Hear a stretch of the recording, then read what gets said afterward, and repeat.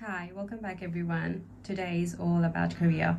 We will talk about something that almost every international student struggles with, which is stepping into a rewarding career abroad. The dream that brought us here, but also the dream that often gets lost in survival mode. So if you are an international student stuck in survival jobs, you know that you deserve more, but do not know how to get out of it. This episode can add a great value. If you are someone who is deeply weighed down by the burden of survival job and longing for a meaningful career, then this video lesson will not only equip you with the tools and strategies, but also help you to work on the right mindset and cultivate that attitude so that you can stand out and step into the career that you love. What we'll do here is, apart from filling ourselves up with the right mindset and positivity, we will also deep dive into all those crucial aspects of job seeking process, from fine-tuning your resume to crafting the cover letter that actually gets read, and from optimizing your LinkedIn profile to standing out in interviews. We'll deep dive into all of those. So please stay tuned, and I'm very assertive that you could get an incredible value out of the time invested here. To those who haven't seen me before, my name is Suji Chetri. I came to Australia on a student visa a few years ago, and today I'm an author. I am also the founder of this movement, which is the Rising Age movement, and as a part of the movement, I authored the self-growth book that goes by the name The Rising Age as well, and this video series is a part of the same initiative. I'm striving to serve the community in different ways in days to come. But regardless, the entire purpose of this initiative is to help international students rise and shine abroad, create a supportive community for everyone to lean on to, a safe space for everyone to learn and grow together. And I do not do this as an expert. I don't want people to see me as an expert, because I'm not. I'm a learner.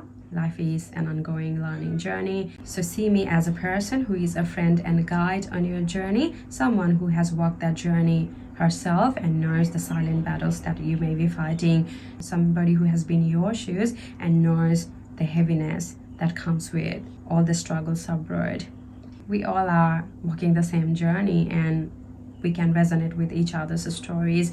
I think we all have these common challenges, the pain points, that is exactly what unites us together. So yeah, I was no different. I have been through the same thing that you are going through right now, which is why now that I'm standing here today, I have an urge to help my younger friends in my community. And I'm very, very glad that I have this platform so that I could connect with my people, my community. And I'm always striving to do the best of my ability. Anyways, let's dive deep into today's topic, which is stepping into a career. Later down the line, I'm going to show you some useful slides as well, which I have made with a lot of intention. But before that, I really want all of you to think about this. When your life feels uncertain, what is the first thing that you do? What is the first thing that you need, I should say? It is alignment. You don't need action yet. All you need is alignment. So we want to take all the time to give ourselves all those positive vibrations that we need for this journey ahead.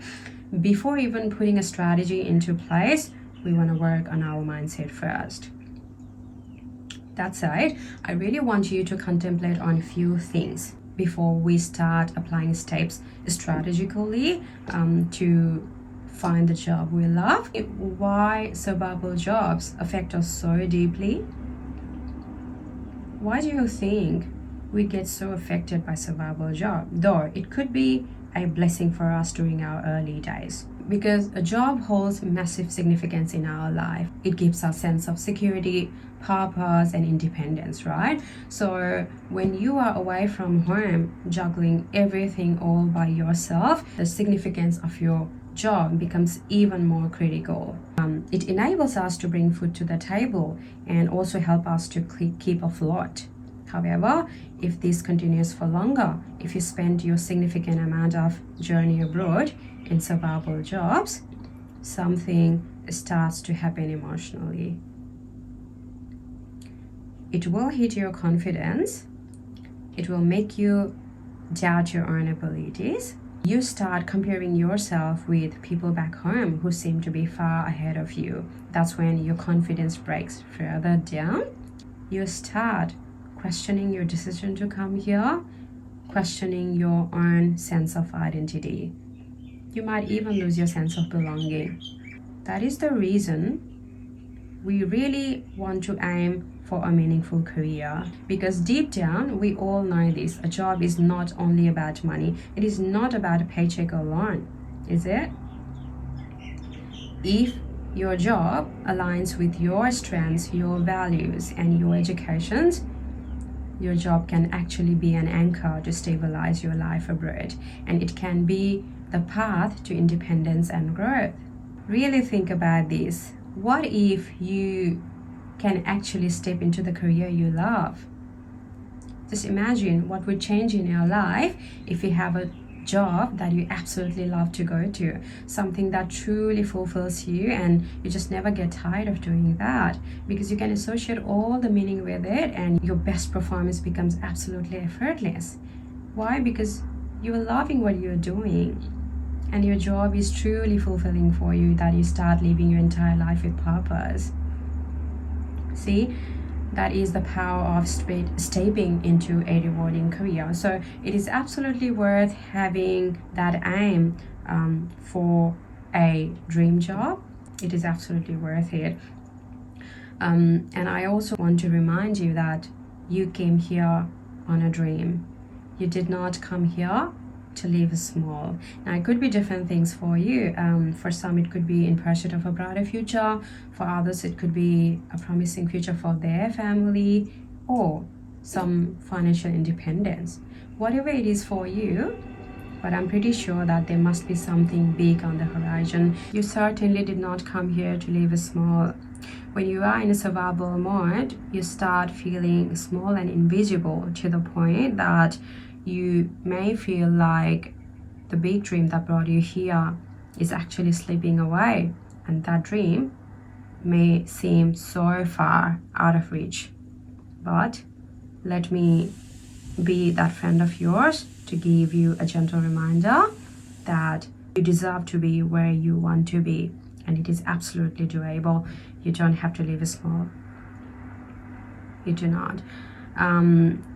Later in this video lesson, like I mentioned earlier, we will deep dive into different aspects, and when you start looking through those slides that I have made with a lot of intention for all of you, things will start to make a lot of sense for you, and we'll break the entire whole process into small doable chunks that your brain will actually start to believe that it is possible. As a bonus, I'll also share my personal story with you as to how I started my career in Australia. Yes, like I mentioned, I was sitting exactly where you are right now, so I can feel that heaviness that comes with survival job. For the first 6 months in Australia, I had no jobs. I was completely jobless. And 7 months into my journey here, I was rejected for a position of cleaner from a Melbourne-based hotel apartment. They did not find me good enough for the role. As normal as it may sound right now, it was a devastating moment for me back then. And yeah, that rejection literally broke me into pieces, if I may be honest with you now. But gradually, I turned the table around, and later in my journey, once I stepped into the corporate world, I had a privilege to work for the leading corporates of Australia, including the biggest banks of the country like Commonwealth, ANZ. But that did not happen until I had gone through few rejections. Yes, it did not happen for the first time. It did not happen the second time. I clearly remember that it must have been after 4 or 5 rejections at least that I got my first break in a corporate job as a sales and service consultant in a company called Lion Group, and I was working within their drinks and dairy section. Yes, that is how I started my corporate career in Australia. So yeah, I've been through all of it, and I really want to encourage all of my younger friends today that if I can do it, there's no reason you can't. So it is absolutely doable. We all are capable. We have immense potential. It is just the matter of believing in your own potential and working in the right direction. Yes, have unwavering faith in your own abilities and just a bit of work in the right direction, and you'll be where you want to be. All right, I just wanted to fill you up with a burst of motivation and, fill your head and heart with hope and possibilities before we get technical in today's lesson. I'm hoping that you're actually charged up and you're feeling very, very hopeful, because a person just like you is standing here and showing you a way forward, just being your friend and guide. So yeah, absolutely, you have got all the reasons to feel hopeful, and you have got all the reasons to succeed in life. Let's break through the cycle of survival job. Let's learn to do it. I'll give you some solid strategies. This may look very basic and simple, but always remember, simple, basic steps, if done in a consistent way, is what leads to massive transformation. That is exactly what I have done. It is very hard for us to connect with perfect success stories. That's what I believe. Yeah, personally, it's hard for me to connect with those success stories. But if I see somebody who has walked the same journey just like me and who could be one or two steps ahead of me, but they have built themselves really taking small steps, step by step, then that impact on me is very, very powerful. That impact, that relatability is hard to replicate. So I'm hoping that someone just like you is showing you a way forward, being your friend and your guide. This should fill your heart and head with a lot of possibilities and hope, like I say. Anyways, let's go get strategic and find these steps in smaller chunks so that we can start applying it in our job search straight away. Like I mentioned before, I have made this with a lot of intention, and things will make a lot of sense once you go through these slides. All right, ready? Let's see what comes up for us. All right, let's have a look at these slides. And I'm presenting these slides to you for a reason.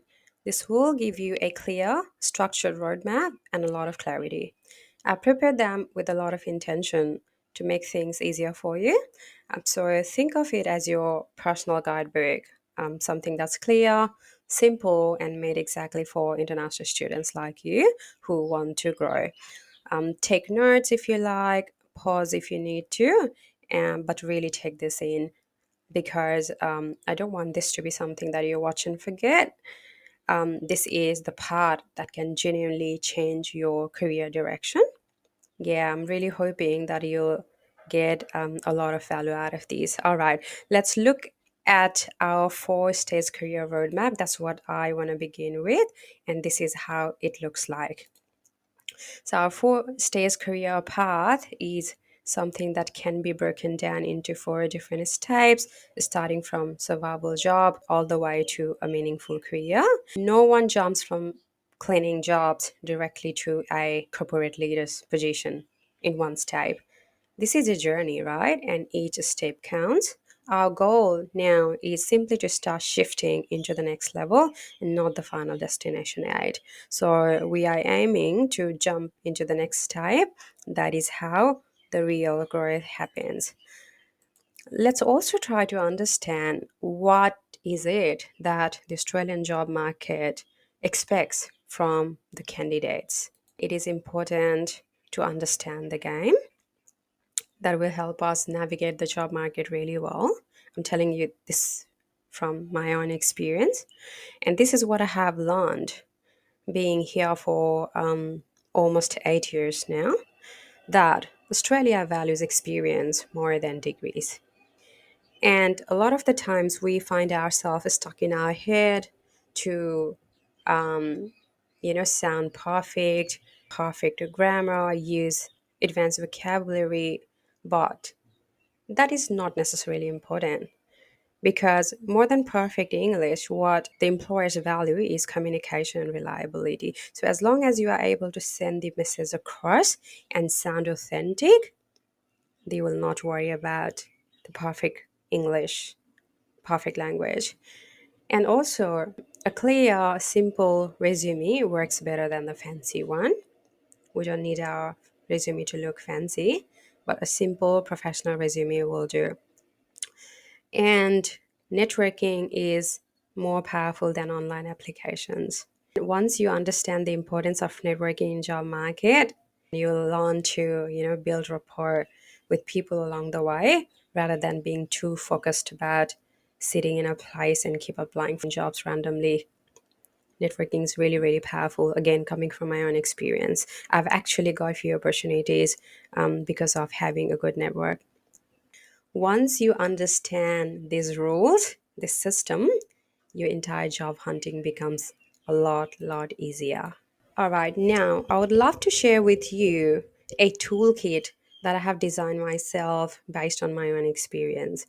These things could be handy for us to have during this process. So I call it a job seeking toolkit. Before being strategic about applying jobs, these are the things that we want to organize. The very first is finding your own career direction. How do we do that? By asking ourselves very simple questions. Something like, what roles align with our past experience? What roles could match our own personality? Something that we are good at naturally. That way, we don't force ourselves into jobs that drain our energy. So let's say if you are somebody who is super organized, if you're really good at organizing things like schedules, notes, paperwork, then admin roles, a coordinator, an assistant, these roles will feel natural to you. And if you're great at talking to people, easily build rapport with other people, then an entry level sales role, a customer support role could be a strong match. And if you have got compliments from people that you're really calm under pressure, that is also a skill. And that skill could align with the roles like reception, even banking and admin, which roles value this quality so deeply. So always remember that your natural strengths were not lost when you moved abroad or when you got into survival jobs. They are still inside you and they will always be with you. These are just waiting to be applied. The another thing that I would like to ask ourselves here is what industries are easier to enter first? Retail sales, call centers, and customer support role are really employer friendly for students, for people like us, because training is provided, detailed on the job training is provided, and also communication skills are learned on the job. At the same time, the admin roles in education sector and real estate, some small businesses, or even medical center, these are easier to enter than large corporate admin roles at first. I'm trying to give you these industry pathways here because I hope this helps you to choose strategically. And once you have got this clear idea, you work on building your resume, which is one of the most crucial part in job hunting. Most misunderstood part of job hunting, I would say. Most of us think that a resume has to be fancy, colorful, filled with buzzwords, long paragraphs. No, here in Australia, employers want the exact opposite. They want simple, clear, clean, and which is very easy to scan, most importantly, because recruiters do not spend more than 6 to 10 seconds on your resume before deciding yes or no. So our job here is not to impress them with the design, exclusive design of your resume, but to make their job easy to scan us within seconds. So our resume tells our story in 10 seconds, and we want to make it clean, clear, and professional. What is it that we need to have in our resume? We all know this. We'll just deep dive into each item as well. But at the moment, these are the 5 bullet points precisely that comes under the picture when you're crafting our resume, right? And how many pages do you think a simple two-page layout can be very effective? And don't overlook the importance of strong achievements, no matter, even if it's coming from your survival job, just transfer that achievement across. If you have received a 5-star rating from customer while doing housekeeping, that is your very strong achievement that can add value. That shows your discipline, your dedication towards the job, and also your ability to create that lasting impression on your clients. So absolutely feel free to bring it over. The other thing we want our resume to have is a straightforward formatting. clear headings, and no photos. We don't need, again, we don't need any fancy thing here. Just make it black and white. We don't need colors. I used to use red burgundy colors before, and I feel like yeah, that no, that now it looks like pretty silly to me. But yeah, back then I used to use colors on my resume, but now, no, I don't suggest you to, opt into any colors. Just keep it black and white, very simple and clean. Simplicity shows professionalism. Let's not forget that. And these are the things that we want in our resume. We start with contact details, obviously. And one thing that you can add here is your LinkedIn profile link. That link, which is available on your LinkedIn profile, just add it there under your contact details. It just adds more credibility.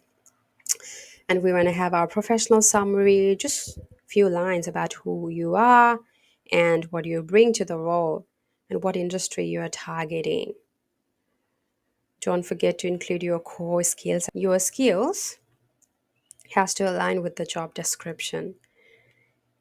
And you want to have your professional experience, something that you have done in the past, which can add value. Achievements, like I mentioned before, don't forget to include that in your resume. Your education certifications, obviously we need to have them on. And technical skills, like if you have an amazing know-how of, if you're great at using some of the software, then absolutely include it. If not, you might have your basic thing like navigating Microsoft Office suite, which is something that's necessary everywhere.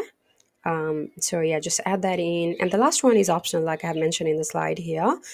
This is about volunteering and projects. If you have been a part of any project before, just mention it. This is purely optional, but it makes your resume more powerful.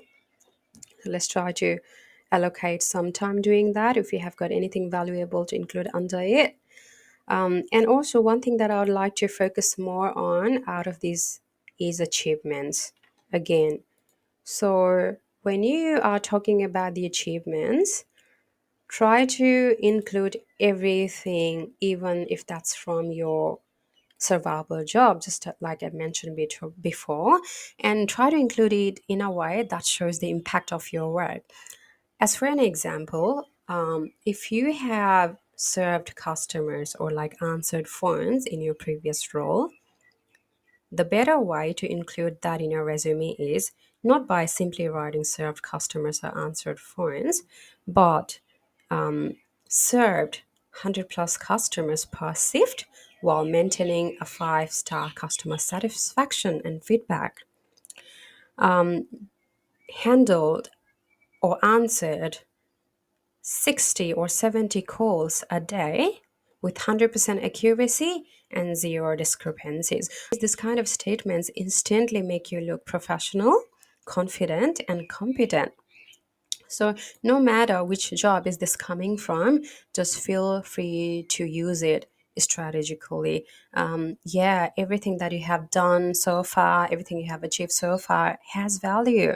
You just need to understand the appropriate way to frame it within the resume. But every single thing does have a value, so let's not overlook it. Always remember, our resume is not just a document. It is our first impression, our passport into opportunity. And when we present ourselves clearly and professionally, we're already 50% ahead of most applicants. Now, let's move on to the next chapter of the toolkit, which is another crucial aspect in our job hunting, our cover letter. This is the part which, if we design in a way that actually gets read, then take us far ahead in the game. But what are our employers looking for in our cover letter? Most of us think that recruiters don't read cover letters, but here in Australia, these are actually taken very seriously. A great cover letter shows three things that I've mentioned here in the slides. It tells employers that you can communicate clearly, you understand the job, and also you actually care about this position. And trust me, when you write an effective cover letter, it puts you ahead of 90% of applicants. Cover letter should include these basic things. The last one that I have mentioned here in the bullet points is a call to action, which can be done in a line or two, just like simply wrapping up your letter. But the first four are the major things that an employer is looking for in your cover letter. Paragraph one is all about who you are. We want to keep it warm and professional. My name is Suji Chetri, and I'm excited to apply for sales associate role at IGA. I bring experience in customer support, administration, and a strong commitment to delivering positive client experience.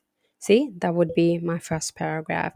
I'm keeping it short but yet confident. So I'm clearly highlighting my willingness to apply for the role, but this is something that I have done in the past. So I'm also highlighting my experience. The second paragraph is going to be about the reason you think you're suitable for this job. We want to talk about 2 to 3 strengths that's relevant to this particular job. So I could say something like, in my previous roles, I have developed strong skills in communication, in client service, and also in problem solving. My past role has taught me to stay calm under pressure, maintain accurate results, and handle customer complaints or queries professionally. Something along those lines. Doesn't have to be what I've just said, but I always take this paragraph as a chance to position myself confidently. So, yeah, just write about your past experiences and tell them more clearly that why you think you're suitable for this role. After that, we want to talk about the relevant experience. This is where we actually connect the dots for the employer. We are showing some transferable skills, although, or you can say if there's a bit of alignment, but also if you think that some of the skills or experience that the job demands is not something that you possess, then you can politely say that although my career recent experience has been in a different sector, the role required attention to detail, problem solving, and exceptional customer service. Something, the skills that I can directly apply to this position as well. Or, in other words, you can say my experience on this role in the past has strengthened my ability to manage schedules, organize, and do this and that, which is something that this role demands. So, yeah, we're just showing those transferable skills in the third paragraph. And before we write the call to action, we want to tell them what is it that has drawn us to this role, why we are really enthusiastic to associate ourselves with the company, with the role. We want to end this paragraph with intention and purpose. So what I do personally is I say something along these lines.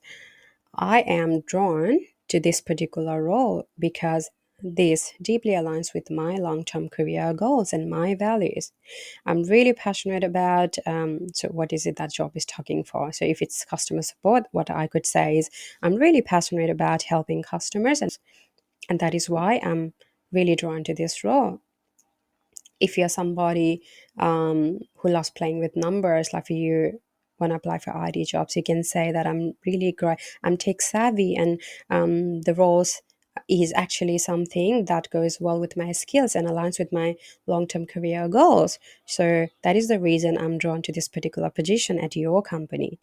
And additionally, what you can do is you can also admire the company's values, not only the role, but you can show some appreciation to the values that the companies embrace, the company holds, and say that I admire your companies. Don't say your, but I admire, let's say, in my case, mention IGA as an example, right? So I admire IGA's values and would love to contribute to the best of my abilities and also grow within your IGA team, right? Then once you've done this, you want to finish with confidence. Thank you for considering, thank you for taking time to review or whatever.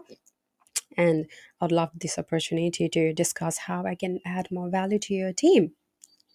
So if you end your cover letter like this, it looks very, very professional. You're clear about your strengths that you're bringing to the role.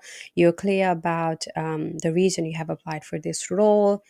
And yeah, this makes your cover letter stand out because clarity, relevance, and sincerity, that is all that they are looking for in your cover letter. You don't need fancy vocabularies, you don't need long paragraphs. What you definitely need is connection. It should speak to the employer like a human being. And also, it is not about perfection. It is just simply and professionally showing them that who you are. So we will simply say via our cover letter that here is who I am and this is what I bring. And this is why I genuinely want to be a part of your team. Very simple. And when you communicate with confidence, clarity, and authenticity, doors will actually open up for you. All right, let me take you to another part of our toolkit. That is LinkedIn, which is our digital resume and our doorway to opportunities. Yeah. So LinkedIn is not just a social media platform, it is your online resume, your networking hub, and your opportunity engine. Many international students ignore LinkedIn because they think they don't have enough experience and it may not look good online.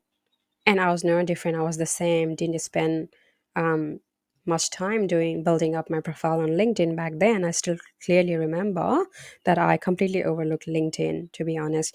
But here is the truth. This is what I discovered, that LinkedIn does not require experience. All it requires is presence.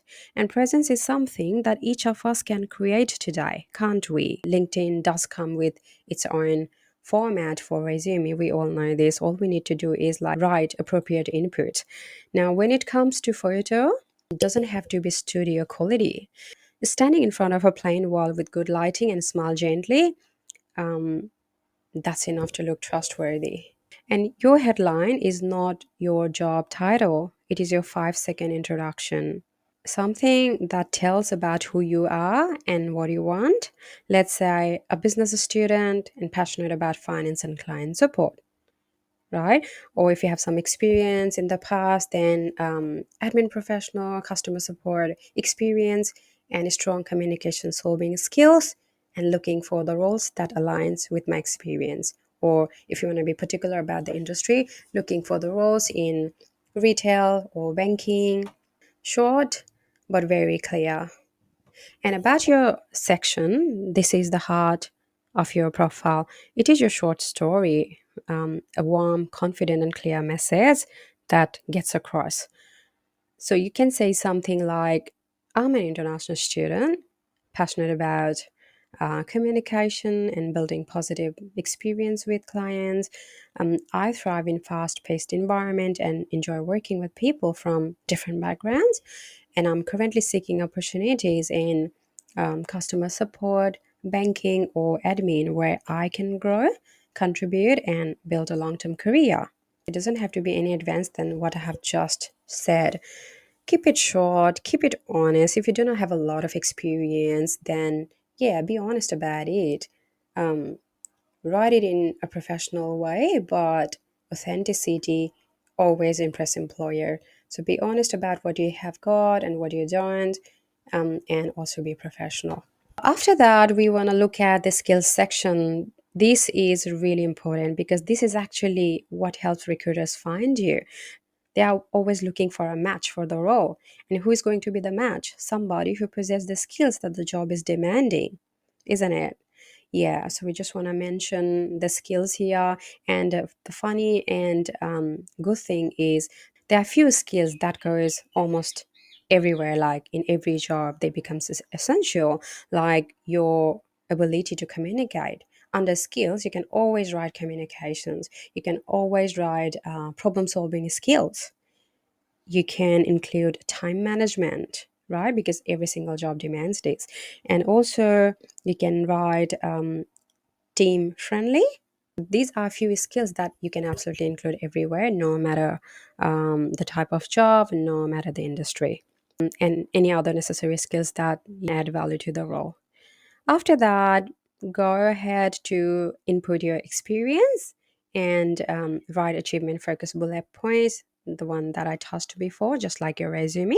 Clearly articulate what were the metrics, how many customers would you serve per shift, like what details could make it look more professional and accurate. So just do that. And yeah, if experience gives you credibility, so just go for it. And this is optional, but if you want to grow faster, you may want to be active on LinkedIn. I didn't do that in the past, but now I do realize that if you're really active, then you become more visible, and the more visible you are, the luckier you become, right? So whether you're learning or applying your skills on any job, or your career goals, your journey abroad, whatever it is, just find some time to share this with people. And this is coming from my own experience. Again, I had been absolutely terrible in social media, not only on LinkedIn, but the entire social media, which is why I have found it difficult to build trust, not because I do not know my stuffs inside out, not because any other thing, but I had actually completely avoided social media for a long, long time. I limited the uses of social media only to speak to my family from overseas and some of my close friends in my circle. But other than that, I was not active in social media for years. Yes, you heard that right. In years, I had not posted anything on social media. So that has been one of my pain point. I'll be very honest and transparent about this. So I don't want to encourage you to do the same. Do not do is try to be as much active as possible. Australia is a relationship driven job market, I would say, and employers here often hire people they feel they know, even if the connection is online. Recruiters check your LinkedIn profile before they call you, and managers search your profile as well before interviews. So your online presence builds trust before you speak to them, and you just want to make sure that you look professional, you look confident, and you want to say via your LinkedIn profile that you are so ready for opportunities. Now let's talk about something that's equally important. Something that moves your resume from the pile directly to the hiring manager's desk. And we all know what that is. Yes, that's nothing but networking. Networking is really important in Australia. This is coming from my experience as well. I have actually got a few opportunities in my career because I had a good network, and I had a decent network, I would say. And I just had that opportunities coming through to me because of those people who knew me already. So I would say networking can be something that can change our career faster than anything else. And when we hear the word networking, most of the time we imagine formal events, suits, and name badges.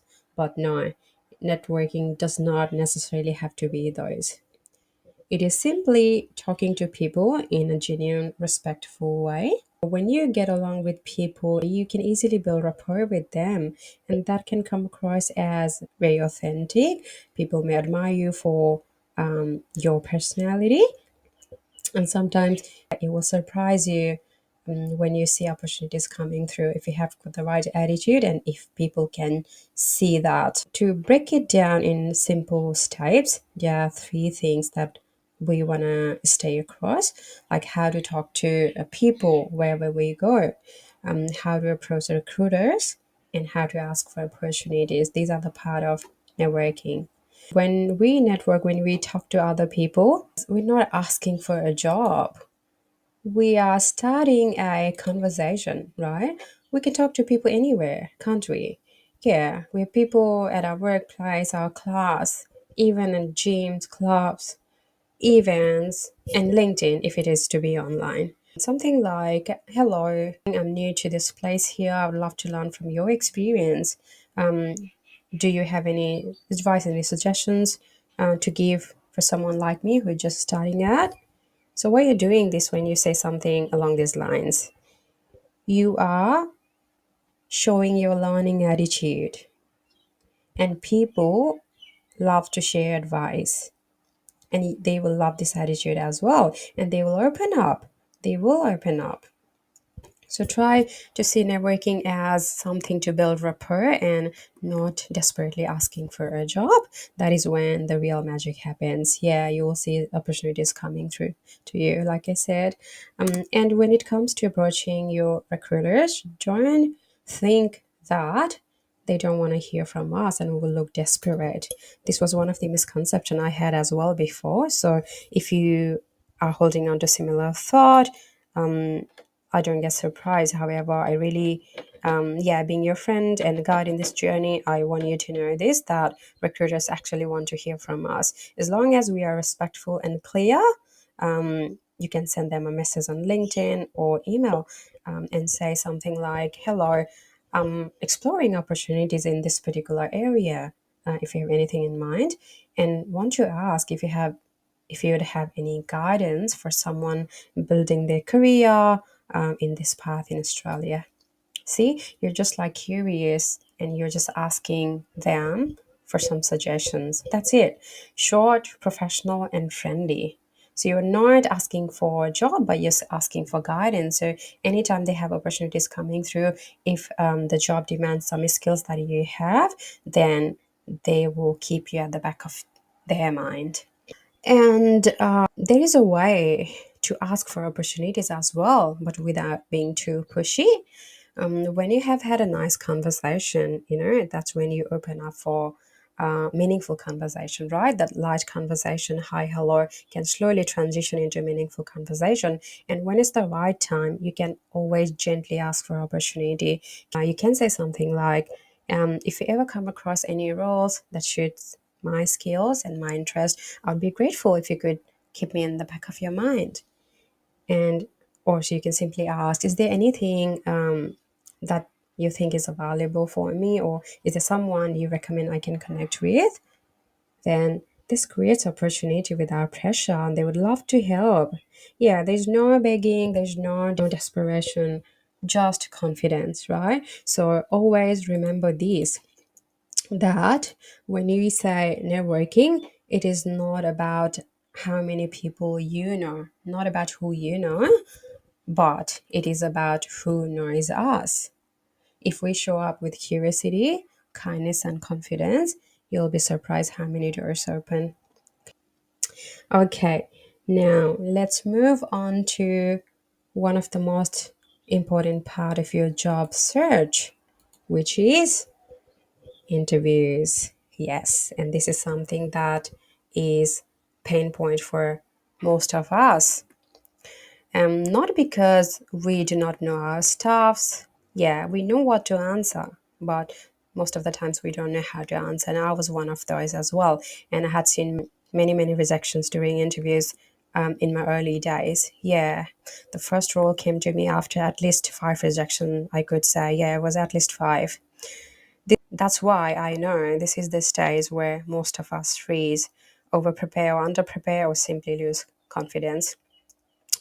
But the truth is, after being here for several years now, what I have learned is, after working for half a dozen of corporate roles in Australia, there are few things, especially the behavioral questions, that we need to nail if you want to stay ahead of the game. Because every company, every role does come with behavioral questions during interview. Whatever it is, you will be asked behavioral questions and you are expected to answer it in a way that shows what type of learning attitude you have. The structure of interviews is same everywhere, but behavioral questions are where most candidates lose their chance. Like I mentioned, recalling my own story, when I first started getting interviews, I struggled not because I did not know the answer, but I did not know how to answer back then. And there was this turning point in that phase that I realized something really powerful. And I've talked about this in my book, The Rising Age, as well, that interviews are less about what you know and more about how well you communicate. So it is not about the delivery of perfect answer. It is about presentation of yourself clearly, confidently, and most importantly, with the right attitude. So people pressure themselves to learn everything in 2 days, right? A lot of pressure and try to memorize everything. We even try to memorize the scripts, but that is when the formula goes wrong because interviewers, they don't want robots. How we can stand out is not by memorizing a script and talking in fluent English, but coming across as authentic. Don't get stuck in your head worrying too much about grammar and perfect English. The good news is that even if you don't have the perfect grammar and even if you do not know absolutely everything, your tone, your clarity, your attitude, and your ability to send that message across is what the employers will notice. You don't need to show perfection. They are not looking for the perfect candidate. They are looking for somebody who has got a positive attitude, who gets along well with everyone at workplace and who carries a beautiful energy to bring to the workplace. Your value is more than your skills, more than your technical skills. It is the type of person that you are that they want to work with. This is something that I've learned from my own experience. And when I learned this rule, the game, it started getting better for me. And there was time when I could not answer all the interview questions. I had actually asked them to repeat the question and said, "Oh, well, I'm not really familiar with that." I told them that I did not know the answer. Told them that I was very confident and had positive attitude towards learning and that I could pick things up very quickly and I was a quick learner. So that alone could make an impact. And I actually had the job contract coming through to me. So, see, when I focused on that one skill, that changed everything. Like, be really honest, show clearly that you have a very positive attitude. So, if you practice clarity and if you practice explaining your past experiences, something that could add value to the role, yeah, it can make all the difference.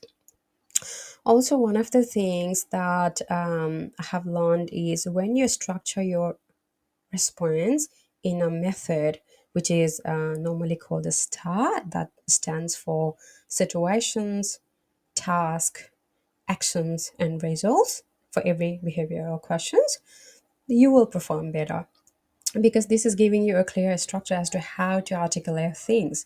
You pick up the situation, like anything from the past that you want to talk about, and then you outlined what was your task, what were you meant to do in the role, and what it is that you actually did, and what outcome did you achieve. So if you structure this in a way, it is very easy for you to answer. It is very clear for employer to understand, and that is also one of the things that can make the difference. So as soon as I incorporated these habits, interviews started to shift for me, and I began getting multiple offers at once. In fact, there was a time when I had a privilege to say no to one of the big four consulting company in Australia. Yeah, it was one of the big four consulting firm. But why did I do that? Because I had a better offer in place. Because back then, for me, like banking career was the career that I was aiming to build my own. So I chose a big four bank over a big four accounting firm. But see, like who would know? Like somebody who was once rejected for a cleaning job was actually offered multiple jobs, and it was all from big corporates, like the leading corporate giants in Australia, global giants actually. But yeah, see, just look at the difference when you change your mindset, improve your communication, walking with confidence. It can make all the difference, and it is about showing authenticity and clarity, like I said, yeah, and all willingness to learn as well. When you get this right, you don't chase jobs. You don't have to. Why? Because job offers starts chasing you. Yeah, I'm being very, very honest about this. And the one thing that I would like to emphasize more within this is the first one, like how to answer behavioral questions, because this is what can make the real difference. So for that reason, I have actually included five questions here on my slide. I just want you to have a quick look at these. You can take a snapshot or take notes or whatever works for you. But these are the questions that are frequently asked, no matter what the job type, no matter what the industry. So if you are really confident to answer these questions, they will put you really ahead in the game. If I am to answer these questions, what would I say? I'm just going to quickly share about this. So does that help? I don't know. I think it might help, right? So let me quickly answer that for you, one by one. Let's talk about the first one. Tell me about a time you handled pressure. So if I'm asked this question, then what would I say? So I could say, during my university days and when I was into a part-time shift, my workload doubled. And what I did was I organized a daily checklist, I prioritized tasks, and I also communicated these issues with my manager clearly that I was going through some sort of pressure. As a result, what happened? My manager was really cooperative, and with his assistance, I completed everything on time and maintained high quality work. See, it is very clear, very simple answer, right? It doesn't have to be any advanced than this. Very simple, but look at how powerful is this, because what this answer is doing to you, it is highlighting your ability to work under pressure. It's showing employer that you're super organized, you know how to troubleshoot the problem. And at the same time, it is also telling them that you are a good communicator and you don't hesitate to seek for assistance when needed. See? And at the same time, you don't compromise with the high quality work. You do not compromise with quality. So, a simple, clear, basic answer, but powerful at the same time that it can make all the good impression about you on your hiring manager. This is how I would answer this.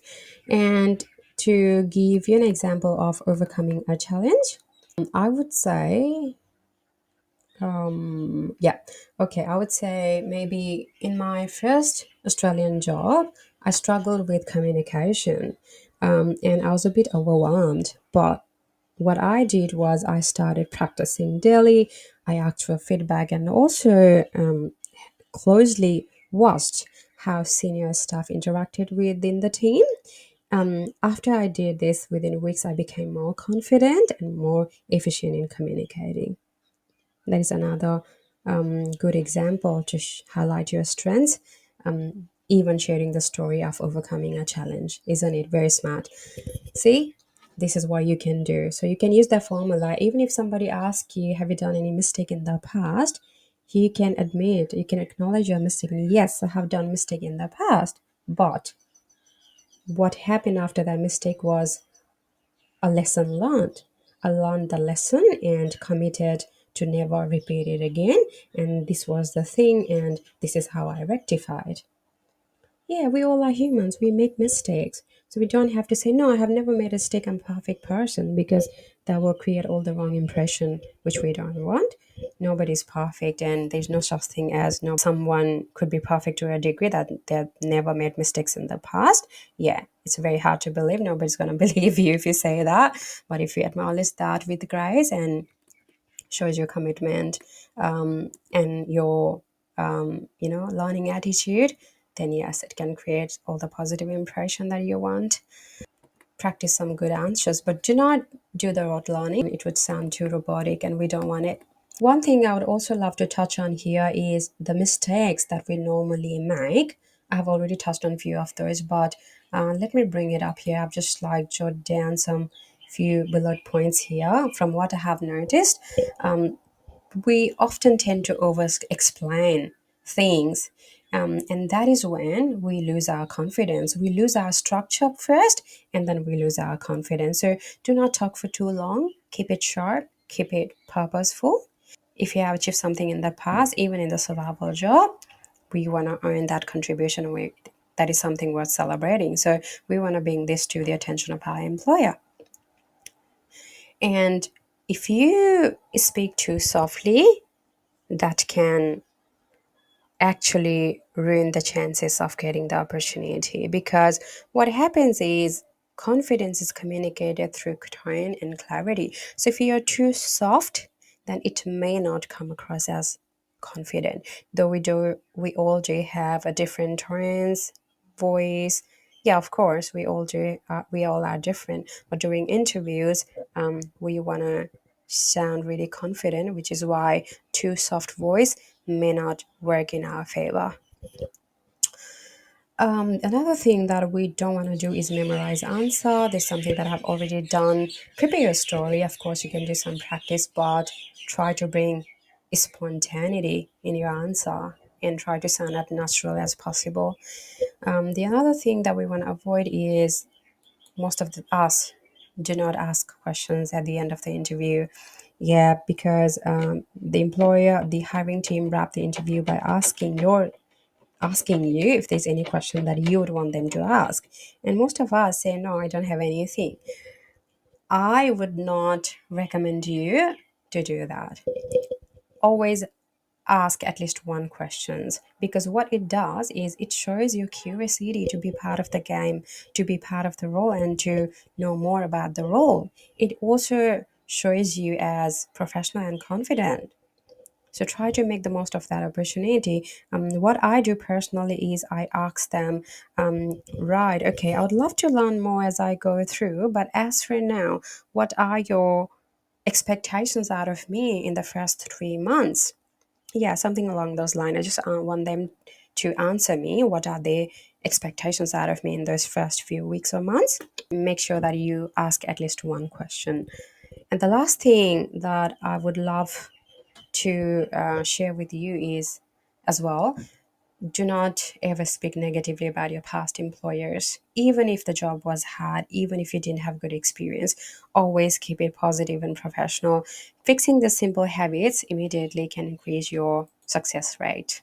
Stay across these things, try to avoid mistakes, and you'll see your interview experience will begin to shift.